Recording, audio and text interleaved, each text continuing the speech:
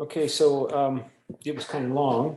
Yeah. So I thought, yeah, make a suggestion as to where you might want to maybe reduce the words So in the end, it should be 500 words or in more. the body of the paper, yeah. Okay. But not including the citations, though. Not including the footnotes, not including the references. So you can put your information in the footnotes and citations. So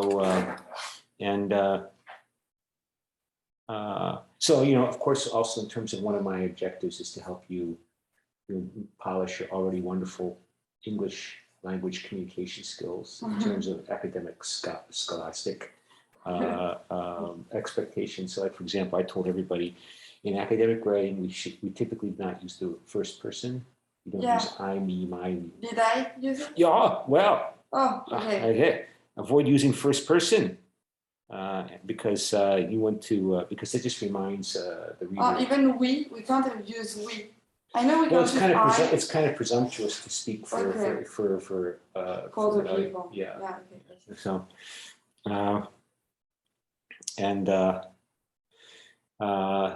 okay. So, yeah. What about the IDs in general?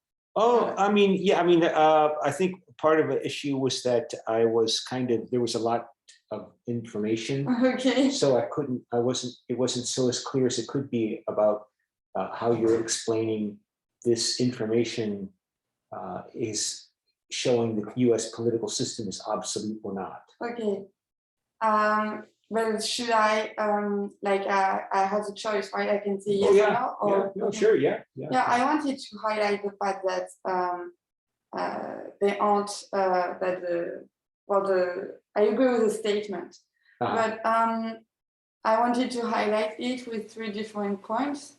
And that's why it was so long. I wanted to add sure sources that could explain my point of view. I thought that the sources I chose would justify and help to. Well, there's a lot. You highlight a lot of problems in America. I mean, you highlight information about I think the coronavirus in the U.S. But it would be good if you could show how this indicates, specifically explain how the American institutions, political institutions, again, these institutions exist only up here, right? So how American institutions are not as effective as, say, France's institutions or China's institutions or South Korea's institutions. And it's a judgmental statement because when we say it was meant to be provocative, like what does it mean to be obsolete? Well, it's meant to be. What does it mean? So you can try to answer what it means. Okay. And one can make the argument that it's always compared. Like when we say it's obsolete, then something is modern. Something else is modern. Something else is better. So is it a comparative statement? Is it comparing? Does that statement only make sense when you compare America with Russia, China, Japan, European Union? Is it valid? Is it fair to make such a comparison? Because somebody who's a strong libertarian Trump supporter would say the problem is not the statistics. Okay, so Americans have higher death rates. You know why we have higher death rates? Because we have more freedom. We do not want, they would say that, this is what they say, we do not want a big, powerful state supervising us, monitoring us, to control us. Because if you are really going to insist and push everybody and check on everybody getting vaccinated, then sooner or later that information you have to supervise and surveillance over people, that information will be used for other things that will threaten our fundamental privacy and freedom. And all of those people who have not gotten vaccinated, we don't care about them because they choose not to get vaccinated. I mean, you could go anywhere in the United States, you could walk into any pharmacy and you can get a free vaccine. There's nothing, there's people who choose not to get vaccinated. we're not, that's their choice. And so they say, if you're going to argue that the US institutions are obsolete, what are the standards of evaluation you're using? Is it the death rate of the pandemic? Is it there's all sorts of statistics you could use aside from the pandemic. You can say the amount of gun violence, like we talked about in class, right? Yeah, but that's gun violence. I mean, it's just an example, right? It doesn't. That's an example. It's not linked to. No. Because it should be the statement is linked to the COVID crisis, right? Yeah. So what we're talking about. Well, actually, some people make that comparison. They say some more left of center radicals make that argument that basically because the United States was founded through settler colonialism, it was based upon racism. The American state, when the beginning of the creation of the American state was intimately connected with enslavement of racial groups and formation of racial groups and enslavement of some and expulsion of others, the Indians and the blacks. Okay. And so the entire American state grew in that foundation so that the Americans have this radical individualism that emerged out of a justification for not having any interference to do whatever they wanted to make money, okay, including enslaving people. And so they say, for example, and that means it manifests itself in an intense distrust of powerful central government. Okay. So they don't want the central government doing COVID-19 intensive pressure to get vaccinated, to make people wear these things. They don't want the government to restrict gun ownership because they claim that's the true indicator. They claim, I'm not saying I agree, and they claim that's the true indicator that we are truly a free people because we all have the right to control a deadly weapon, to own a deadly weapon, and they claim for self-defense against, and we don't need the central government. It's proof that we don't need the central government to. Now, I'm not saying this is true, but somehow there is a connection between all these points. Okay. The people who are bad, they're irresponsible. The people who are criminals, they're to blame. They're to blame. They're to blame. People that are not vaccinated and are getting sick, they're to blame. It's all, and so we Americans, we value freedom more than all other countries. Okay. And so you can't say we're obsolete, because it doesn't even, that statement doesn't even make sense, because what's best for Americans is best for Americans, and what's best for French is best for French, and what's best for Russia might be different and what's best for Russians. And so we can't really say that American institutions are somehow good or better than others. Yeah, but or worse than others. So can I like compare it to a country and then say, okay, the institutions are like not what was the subject? What is the word you use? Freedom. Absolute. No, they are absolute. No. What is it? Exceptionalism? No. The statement subject. What is it? COVID-19. Yeah, but the institution are obsolete. Yeah, that's the word I was looking for.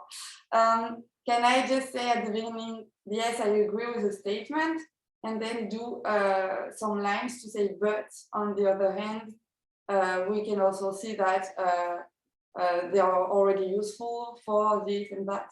Well, you can do, yeah. I mean, like I said, I gave you the evaluation criteria. I want you to use this information from these 3 different chapters from chapters 1 through 7 of the book, of the textbook. And I said, you don't want to make any factually wrong statements. You don't want to say that, Ronald Reagan was president of the United States in the Civil War. That would be wrong. No, but and you want to say something. You want to make an argument that prove it with evidence that is insightful and new and creative and interesting. Okay. So that criteria for evaluation of the paper. Now, and of course, the vague statement. Critique this statement. The United States political institutions are obsolete, as evidenced by the COVID-19 pandemic. I mean, there's a lot of opportunity to say something interesting and new and provocative because the statement is very vague and provocative. Okay. But you could make the argument. What's a pro argument about? Yes, the United States institutions are obsolete. How would you make that argument? Well, What did you say? You say, well, there's a lot of problems in America. Yeah, for the health insurance. Well, what is it? Why is that? Because it's so expensive in France, for example. We didn't have to pay the test, and when you go there, it's when you went to the hospital, it was free, and it was already everything was already made to help people without getting debt. Well, the Americans would say that's bad.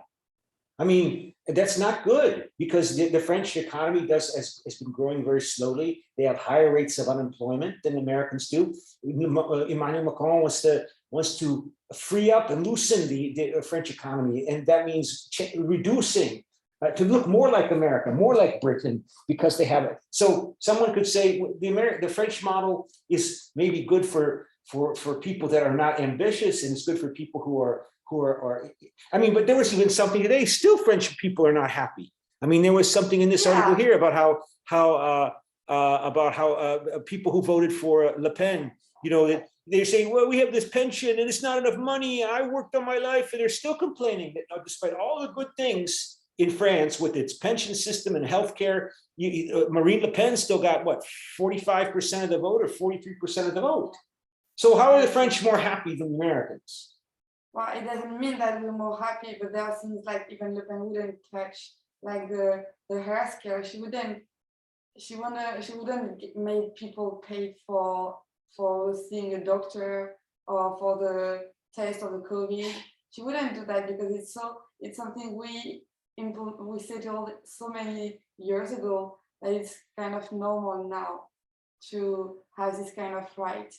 Mm-hmm. So even people will always complain, but we know that we are lucky, and the thing is that I'm not saying that Americans should adopt the same system, but maybe they should see that we have a higher debt maybe or stuff like that, but then on the other hand we can get healthcare and people don't die just because. Well, Americans say they don't die either in the US. If you get sick, you can go to an emergency room and the hospital has to treat you.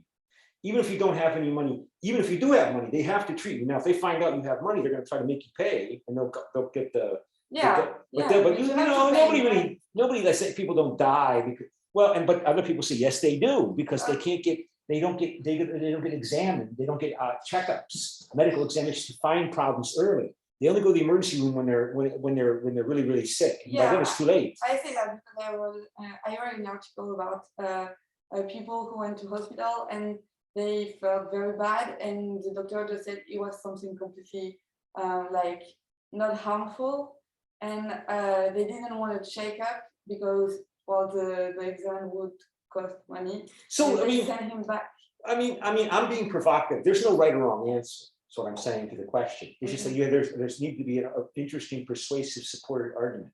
And I'm just showing you that there's always counter arguments you can make to any point. Like, for example, what do people who defend the American medical system say? They say, yeah, but the American medical system is the most innovative, and it develops the most new drugs. It develops the most new medicines. Of course, they say the Pfizer vaccine was I don't know if it was developed in the U.S., but the technology, but it was developed. It was German.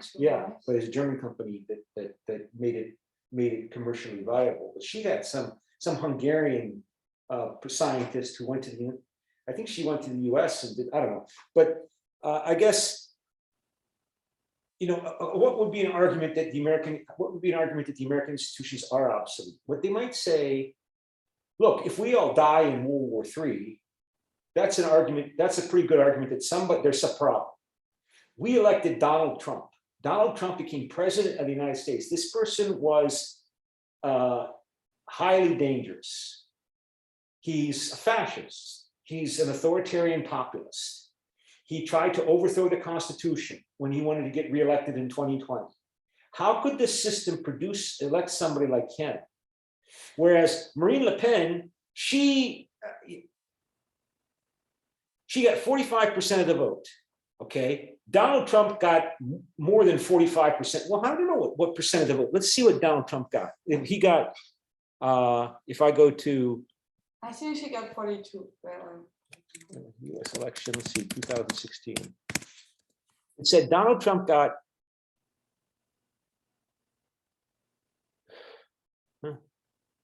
what the heck is this?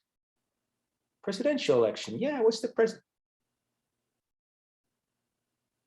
They make this complicated all the time because no, they still got to go to the U.S. presidential. I'm sorry. Okay, 2016 U.S. presidential. And so you see here, he got 46.1% of the vote, total vote, and she got 48.2%, and he still won. And now. If you compare, like you see, you always compare, it's always compared. These questions about obsolete and it's always compared it to what other countries, other examples, other imagined scenarios. There's compared to what? When you say obsolete, compared to what? So you could say that that in the US system, they allowed this person who was very dangerous and racist, a demagogue, a fascist, to win, become head of the most powerful country, controlling thousands of nuclear weapons, nuclear missiles, to become president of the United States, to control all of that. When he didn't even get, not even 50%, he didn't even get more than Hillary Clinton. He didn't even, not to mention 50% of the vote. And other political systems, like in France, they don't have an electoral college, right? Like the United States. You have like 50 different presidential elections, and so when you add up all of the electoral college votes, which is 2 senators plus the total number of congressional representatives. So Ohio, my home state, has 2 senators plus 16 congressmen. That means 18 electoral college votes, and Trump won the state, so he got all 18. So when you add up all of those votes, the majority is 270. So he got 304 electoral college votes to her 227. So he became president. And you can say, well, when you compare with France, for example, France doesn't do it this way. France, they elect people directly, right? So the American system must serve a number of different functions, including you have to have legitimacy of the government. The government, in order, has to be able to tell me what to do. And I ideally believe I should obey. But the people that are the president and the congressman, they have the right to tell me what to do, to pay my taxes, to go serve in war if I'm called to go to war, to join the army. And I believe, yes, I must obey them. So the election process is supposed to generate a sense that those people who rule have the right to tell me what I have to do, and I must do it. And if I don't do it, I at least hide and feel bad about it. I might still try to avoid paying my taxes, but I'm secretive about it. I'm sneaky about it because I know it's really not right. Right. Okay. So does the American political system do that? This electoral college system, does it really, through this notion that, well, what are the defenders of the American system? We're not really a democracy. America's a republic. There's a difference. A republic is when we elect representatives. The representatives are elected to govern the United States. It's not a direct democracy. We do not elect people directly to become the leaders and act as the representatives of the will of the people. We elect people we are the United States of America. The foundation of the United States is the agreement of the states to create this country. And so we must maintain federalism. We have to encourage federalism, and that means separation of powers, and also means that the states are critically important and even more important in the will of the majority of the people. But then you can say, well, she didn't get a majority of the vote. When we add them all up, there were some other candidates that are not highlighted here, right? There was some minor candidates. When you add them up, this is not 100%. Well, she would have won in France. Well, no, she wouldn't have won because you would have had a runoff because nobody got 50% of the vote. Yeah. In France, you have to get 50% of the vote in order not to have a runoff. No, but I was just comparing the by that. Yeah, she would have won in France, right? So, the United States system compared to other systems arguably, first off, it elected a crazy man as president in charge of all of those thousands of nuclear weapons that the American military, and it has weaknesses in terms of persuading people that everybody, a majority of people, that they should obey the government when this crazy man tells them what to do. Or when this, I mean, that was part of the George Floyd Black Lives Matter movement wasn't just about police beating up on and killing that black man. It was a culmination of a number of events that had built up into that point, with Donald Trump's presence in campaign and presidency contributing to it, playing with racism, appealing to white racism, to white grievance throughout for years until that point, and then the pandemic, and then the killing of that black man, and all of that comes together to produce riots, protests, riots, civil unrest. And some people might say that's a good thing. I mean, the defenders of the system say, well, you know what? The whole world woke up. There were Black Lives Matter protests, not just in the United States, they were in Britain. I don't know if they were in France. All right, so that's a good thing, because Black people everywhere suffer oppression. So voila, the American system is still most progressive because it encourages social justice movements. But is it truly the American institution that allows the protest? Well, you can say at the same time that if the American system makes it so difficult to make decisions and address problems, sure, we might disagree about what our problems. I already mentioned, like, for example, the militant Trump support might say, well, you know, gun violence and that is the price we pay for freedom. Yeah. But I don't know what they mean by freedom, because basically, how do you know? Does freedom mean happiness? What is this thing, freedom? It's the belief that I am not oppressed.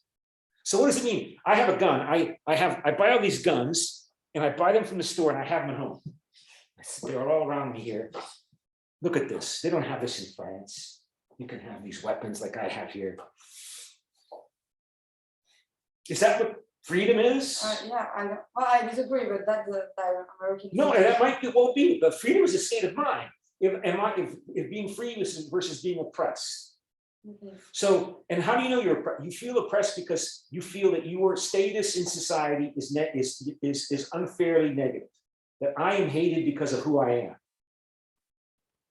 or by people with authority. They hate me. The people with authority hate me for who I am, and with the changes in American society, that including the civil rights movement, most recently the Black Lives Matter movement, other changes like the women's movement and the feminist movement, and globalization, that a lot of people in America feel that they are under threat, with the assumption that there's an American way of being and living, and that is under threat by the gays, by the radical feminists, by the radical black militants, by the jihadists, by the Latin drug runners, Latin American illegal immigrants. I'm not saying it's true, but that's their view. And so if they have guns and they oppose efforts to restrict guns, and this person plays with that, it plays with this, it goes back, you can say, it plays with the founding of America by people who were wanting to exploit the resources through creating racial categories, and then to justify enslavement of Black labor, and using enslaved Black labor, and expulsion, ethnic cleansing of the Indian population that was here. And that's a long, long time ago. But the point is that even people forget the sources of that. It creates this notion of radical individualism that is fundamentally used as a basis to justify white supremacy, and to avoid the federal government restricting my exploitation of my enslaved labor and my expropriation of land and territory that the Indians were using. I don't want the government stopping me from doing what I want to do. And so so you look at these statistics, you look at these numbers. The world is interdependent. right? The United States claims to be the world's greatest, most powerful country in the world.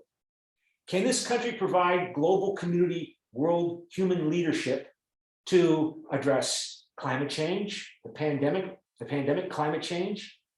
Joe Biden can't even get his Build Back Better environmental green energy program passed to the Congress. The European Union is, the Chinese are, but not the Americans. So the American political system, which claims to be, you know, the leader of the free world of the West, looks, compared to other countries, because of its institutions, unable to fulfill those roles. This is what Xi Jinping has been evidently saying in China, that the West is in decline. That means the United States is in decline. I mean, what kind of a country is so unable, for example, to control guns when these guns are being used to kill children in schools?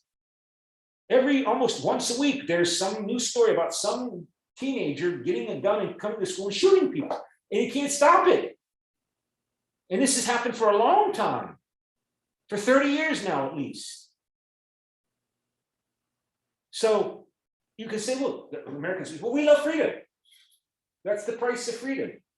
And somebody else will say, well, that's fine, but you Americans claim that you're supposed to provide, you're the global leader, that you are, that America has to provide, it has to be involved in all important questions, cannot be resolved without the American involvement, because the America, what did Barack Obama say? It's not just that America is the indispensable country in the world.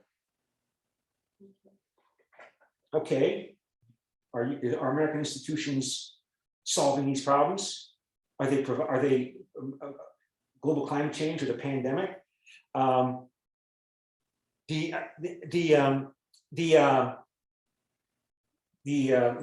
pandemic and global climate change illustrate that, of course, can the Americans fix their problems?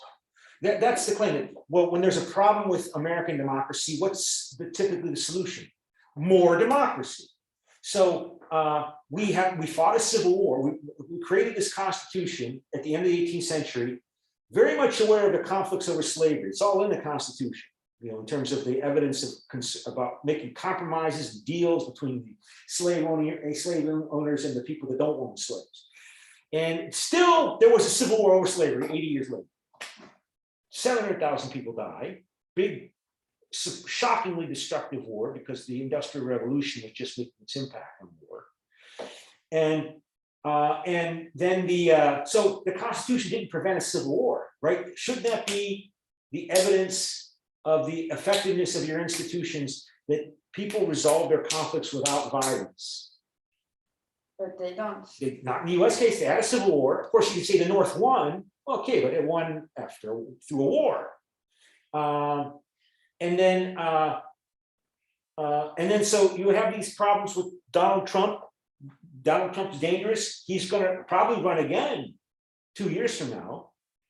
He'll probably announce maybe December this year or January next year. And then so what's the solution? Well, let's get rid of the electoral college system. That's the proposal. Let's amend the US Constitution and change it so we directly elect a president the way the French elect their president. Mm-hmm. But it's going nowhere. It's not going to happen. Why not? Because people say it threatens federalism, the authority of the states. If we get rid of the electoral college, then the states become increasingly insignificant. Well, in France, we did change our political system several times. Well, remember, institutions exist only up here. So yeah, the French institutions, they're more willing to change them in the Fifth Republic, right? Yeah. The Americans, for whatever reasons, they have come to idealize this Constitution. Like that's the Bible. It's this holy document, even though it was the product of many dirty political compromises in 1789 when it was negotiated. It's all in the Constitution. I mean, there's references to slavery and you know, but now the Americans, they've come to view this as, and it's extremely difficult to change the Constitution. I mean, it's only really been done like 15 times, really. I mean, the first 10 amendments, there's like what, 27 amendments. and the first 10, they were all added at the beginning. So they're part of the original Constitution, really. There were a couple more amendments right after then in the early 19th century because there were technical problems with it. So that doesn't, really count. There was something added most recently, it was kind of a joke. It's not really significant. So it's only really been substantively amended like 16 times in 240 years, 15, 16 times. Yeah. And we can't even, I mean, the most recent substantive change was the effort to get the Equal Rights Amendment approved. I mean, yeah, there's a lot of people that want to change the Electoral College, but there's a lot of people that don't want to change it. And you need 38 states.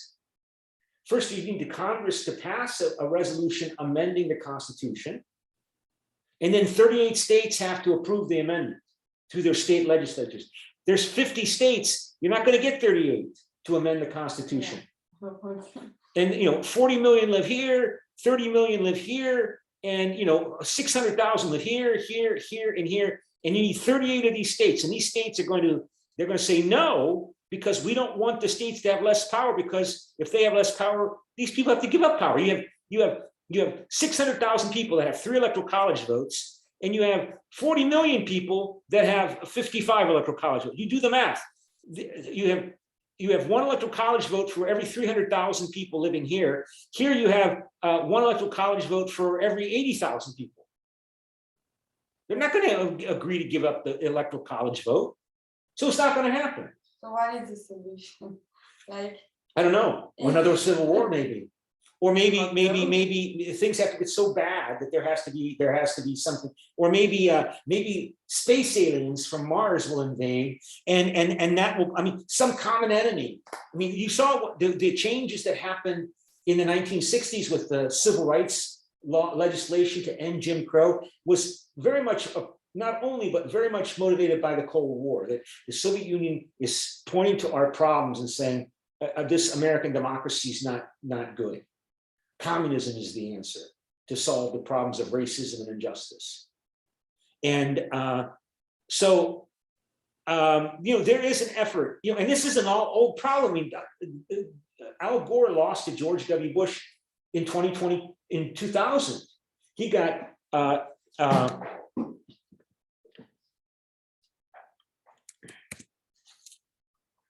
212, 208, 24. In 2000, no, that's not right.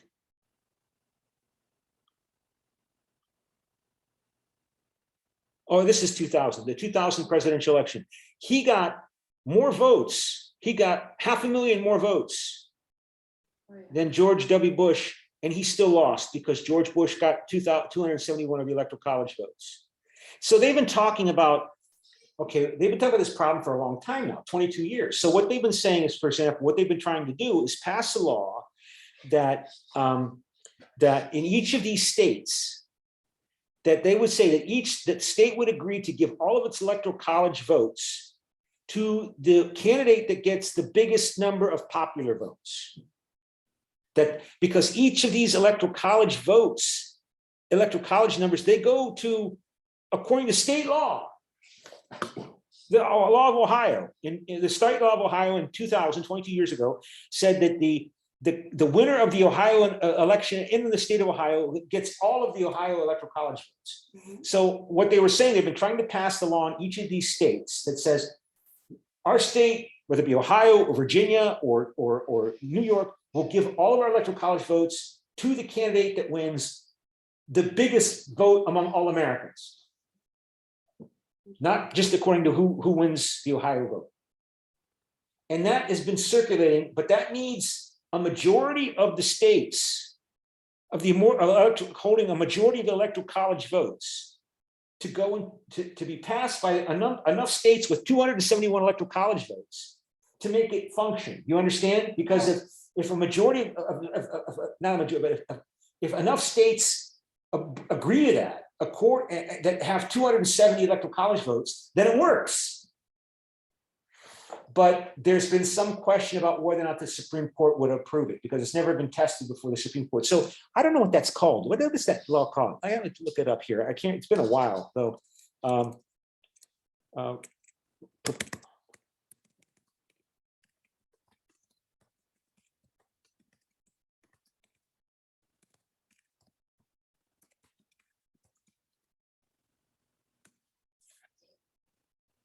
oh, yes, this is the National Popular Vote Interstate Compact. This compact is designed to ensure that the candidate receives the most popular nation votes is elected president, and it would come into effect only when it would guarantee that outcome. As of February 2022, so 2 months ago, it's been adopted by 15 states and the District of Columbia. These states have 195 electoral college votes, which is 36% of the electoral college, and so you need 270 votes. So who's adopted? California, New York, Illinois, New Mexico, Colorado, Washington, Oregon. But it's not clear, like if it goes, certain legal questions have affect implementation of the compact. Some legal scholars believe states have a plenary power to appoint electors. Others believe, so this might have to go to the Supreme Court. So it's not really clear. So that's been the answer. For the last 22 years, they've been talking about this. And that's probably the closest we will ever come, because I just don't think that these states are going to agree to change the electoral college. Because these states in particular, where nobody lives, they don't want to give that up. And these states don't want to give that up because they're conservative. And, you know, these are where most of the population lives, in the liberal areas, the Democratic areas. So this is going to go on and on and on. And let's see if Donald Trump gets elected. You think he will? No. No? But I didn't think he'd get elected in 2016 either. Yeah. I mean, the independents, because we all know what this guy is like. A lot of people, I would think, didn't know what Donald Trump was like. Well, let's give it a try and see what happens. I mean, he's a new guy. We need a new guy. We need to try something new. Oh my God. So a lot of people who were independents probably won't vote for him. Yeah. But he'll get about like he'll get about 45% of the vote, 40 to 45% of the vote. There's the people that support Donald Trump, they love him. Yeah, well, that's what we feel from outside. Because he's like me. He's a typical successful white man businessman. Yeah, who's going to get back and who's going to fight those radical feminists and those gays and those uppity blacks who are demanding affirmative action, and he's going to get revenge. grievance, and he's won already. So finally, somebody who looks like me, talks like me, and who wins, who did win. And that's why they refuse to believe, so many of them, that he lost in November in 2020. It was stolen. That was it. No. That was kind of crazy. Like it's a democratic process. So it's American nationalism with a legacy of colonial settler colonialism. Even if people don't realize it, it's that legacy of settler colonialism, early European imperialism in the early modern period. So do you have any questions? No, I think it was, oh yeah, you said it was the first draft, like it didn't count in the notes. No, it doesn't count. Yeah, because it's just you put like 1 out of 5, I think. Oh, because it was late. I wanted okay. people to, I wanted people to get it in on time, so if they could still submit it. So it's only 5. Yeah, because you said there was a late submission. Yeah. Okay. Okay, so let me send it to you because I, sent some more stuff here. So, what is your email? Salez, there it is. Okay, here it is. So with these problems that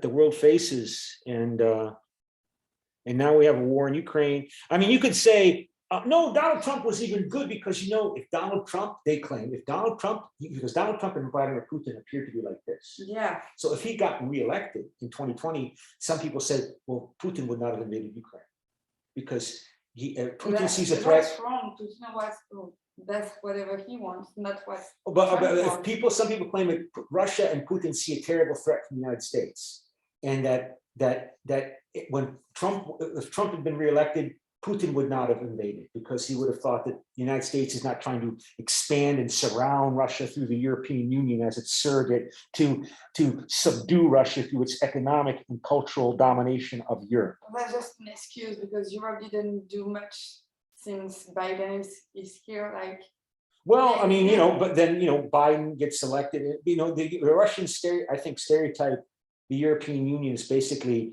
as I said in class, right, that this is NATO and this is the European Union, two sides of the same coin. And that it's the way the Americans spread their hegemony without going to war, because we have nuclear weapons. So you can't go to war directly. So how do you subdue Russia? You control it through the economic power of NATO. okay. And the Europeans being subjected to America. And of course, France didn't help anything by rejoining NATO. After de Gaulle pulled out France in 1966 from NATO, then it came back in and rejoined in 2009. So from Putin's point of view, like I said, there's really not much difference between NATO and the European Union. Yeah, but when Trump was there, Trump was hostile to NATO. So and hostile to the European Union. So Putin would not have worried. It goes back to the question of what is Russia's foreign policy motivation? Why is Russia belligerent? Is it belligerent because it sees a terrible threat? Is it fight? Or is it belligerent because it sees a wonderful opportunity that the West is divided and weak? And I think it's more likely maybe threat. In which case, it's kind of unfortunate. You could make the argument, we'll never know, but if Trump had been reelected, I don't think Putin would have invaded Ukraine. well, at this point, like, he invaded Ukraine when, like, okay, they were talking about NATO, but they were talking about it since 2008. They didn't do much because they didn't want Putin to get angry. So they were just talking about it. And when they talk about joining the European Union, there was this revolution in 2014, and people wanted, but who wanted it? How do you know who wanted it? That's the point that Putin claims. Viktor Yanukovych was the democratically elected president of Ukraine. He was elected in 2012, and he did not want to join. He did not want to sign the association agreement with the European Union. But I read that he didn't want because Putin told him. Okay, so they use pressure. Yeah. What's wrong with that? States use pressure against each other all the time. It's not a democracy. Well, yes, it is. I mean, well, you could make that argument. I mean, the Americans, they use pressure, economic pressure on Iran, on Venezuela, on Syria. Yeah. They use pressure all the time. Economic sanctions on countries all the time. Why can't Russia use sanctions as well? Well, maybe the United States should be sanctioned for what they do. Yeah. So that's Putin's argument, that this is all hypocrisy. This is all hypocrisy. That the Americans, they invade Iraq and destroy that country. 1 million people die. Oh, but America's a good country. But at some point, that's true. But Ukraine doesn't have to do with anything. Like they are independent. They are a country that Putin can't invade the country just because he feels threatened. Like there are people living there. There is a history. There is like. Well, I mean, I'm not saying that what he did was right, but what he did, what he thinks in terms of people nationalism and stereotyping go together. People go crazy when they're nationalists. Like Hitler is the best example. But what Germany under Hitler, they're going to conquer the world. They think they can really do it. That's insane. But they really believed it. Putin, he believes that. I mean, stereotyping and nationalism and overestimating relative power capabilities, that goes together. And so you see this, you see it with the Americans, when the Americans decide we're going to invade Afghanistan and Iraq, and we're going to make new democracies out of it. Huh. I mean, but thank you, because I think that's something I have to write a paper on. What would have happened if Trump got reelected? I think because this is the big topics and discussions that we're having. Like, what are we supposed to do now about how do we get into this mess? Yeah. And I think I got to work on that. So. Yeah. Okay. Okay, but thank you for your indication. Okay. And what is the last date of submission? May 7th, Saturday. Okay, and it mustn't goes over 500 words. 500 words, give or take 10%. Okay. Okay. Perfect. Okay. Thank you. Bye. Bye. Bye.